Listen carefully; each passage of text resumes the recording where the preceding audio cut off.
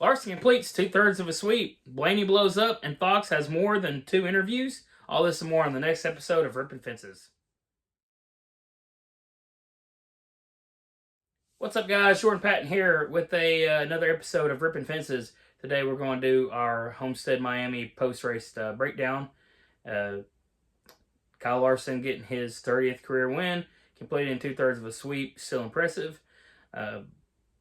Good racing all around, I think. So let's go ahead and get into it. Looking at our finishing order, this is all official. Everything's been cleared. No DNQs, no cars being taken back to tech. So Larson wins, win number 30, second win at Homestead.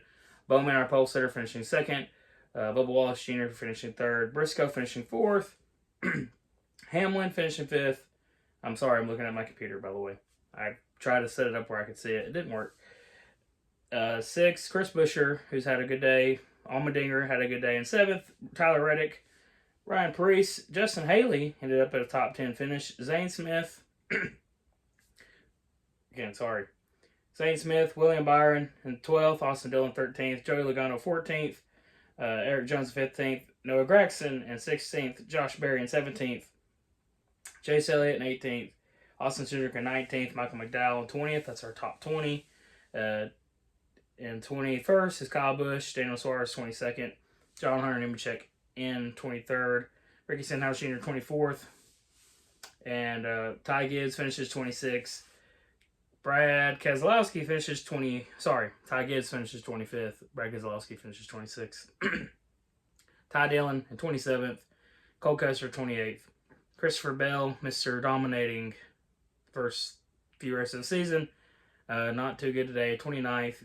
Todd Gilliland in 30th. Ross Chastain, 33rd. Van Gisbergen, 32nd. Herbst in 33rd. Cody Ware, 34th. Treasure Yellow, 35th. The two DNFs is, of course, the guy who dominated most of the day, Ryan Blaney, in 36th. And Carson Hocevar in 37th. So, a few things to note. Let's go ahead and talk about Kyle Larson.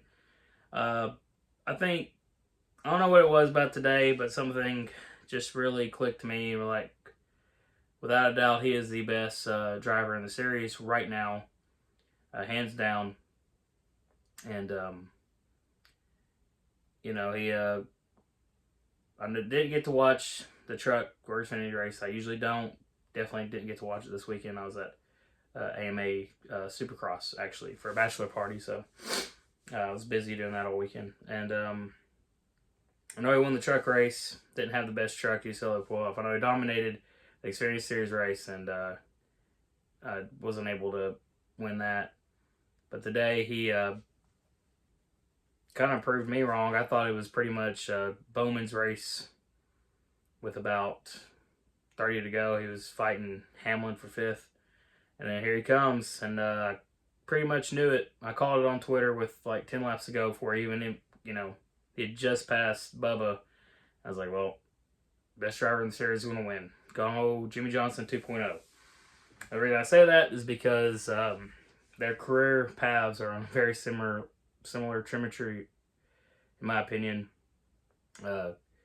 Coming from the previous generation car into a new generation car, he's able to dominate in the new one as well. He currently is the most winningest driver in the next gen car, which I saw a tweet that he actually said, I don't know if I heard this in an interview, but he said that he would have had 50 wins if they were still in the Gen 6 car, which I find funny, especially since he is the, so far, most successful driver with 13 wins in the next gen. So, I don't know if that's cocky or what, but yeah, so that just goes to show you Kyle Larson has been getting work done. On to the rest of the field. Alex Bowman did a really good job. He did basically get intimidated, metered by Larson, though. They both have Son at the end of their names, too. There's another similarity. In all seriousness, though, Bowman did good, finished second, got the pole. Like I said, I thought it was his race, but Kyle Larson is probably one of the best drivers out there in any of the motorsports, in my opinion. So he even said it. He said, got chased down by the baddest dude. So good run for Larson. Good run for Bubba. I liked how Bubba had a pretty calm demeanor after his post-race review or interview. And he was upset with himself, but he said he couldn't be mad, which is good to see. I really don't like seeing drivers just beat the hell out of themselves when they're finishing really well. And, you know, I don't think Bubba did anything wrong. I just don't think he had the goodest car as the Hendrick guys did. So he rounds up third. Another guy I want to spotlight, Chase Briscoe, finishing fourth. He's had some bad luck, but he's ran really well. And I kind of knew that when he got into this ride that this would really catapult him to his full potential. I've always kind of liked Chase Briscoe. Maybe not so much the 2022 Bristol Dirt Race, but that's about the only time I've really not been super happy with him. I think he shows he was definitely the best SHR driver, like into the next gen car. He didn't have a great rookie season, but you know, guy's first win at Phoenix in 2022. So, yeah, we're going to see him in victory lane. I don't think he's done. Also, I really like the actual Bass car. That's pretty cool. AJ Allmendinger got a good run today, finished 7th. I had no idea he has the best average finish at Miami. I feel like that's a really under the radar stat. A good run for him. Ryan Preece got his second top 10 in a row. All of the other two RFK drivers, Buscher finishing 6th and Preece finishing 10th. They look great. Good speed. I don't know what's going on with Brad Kay finishing 26th. He's had a really, really poor start to the season. That's been noted pretty well. Justin Haley got a top 10. Kind of snuck up in there. Had a good race. And then Zane Smith even. I mean, the top from like 10th to 13 is kind of a... Zane Smith has kind of been sneaky good, though. I feel like he's done pretty well. Austin Dillon had a really good car. I just think it was not a long run car at all because he was fighting for 7th place at one point, and then he just fell off, but still got a 13th place finish. I think this goes to my point. When he gets a car, he's not going to outperform his equipment, but if you give him good equipment and a good setup, he can run it well. Let's see, Noah Gregson. I think he was up in the top 10 earlier. And Chase Elliott, I don't know what's going on with him. Not only as a Chase fan, but I feel like a lot of people would like to see what he could do with someone other than Alan Gustafson. I feel like they've been paired too long. They got a championship together. But I think it's kind of time to see.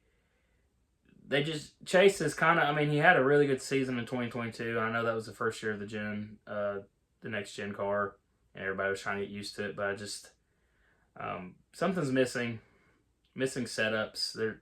There's really no reason for that. I mean, all the other Hendrick cars, like, I think Byron, I believe he got a speeding penalty and got sent to the backfield, and I think it still ended up finishing higher than him, so, in 12th. So, yeah, I don't know what's going on there, but something needs to change.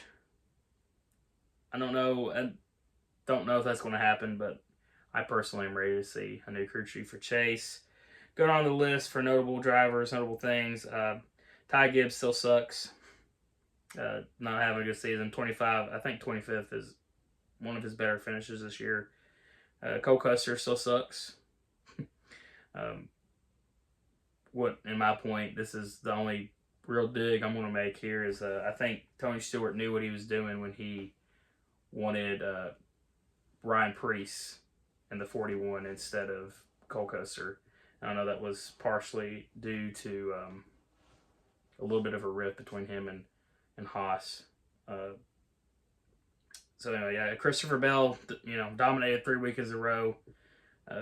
Not sure what happened. I know he spun out. I know he brought one of the cautions. I don't know if he just had an ill-handling car all day or what, but ended up finishing 29th. And then, of course, Van Gisbergen and Chastain have abysmal days.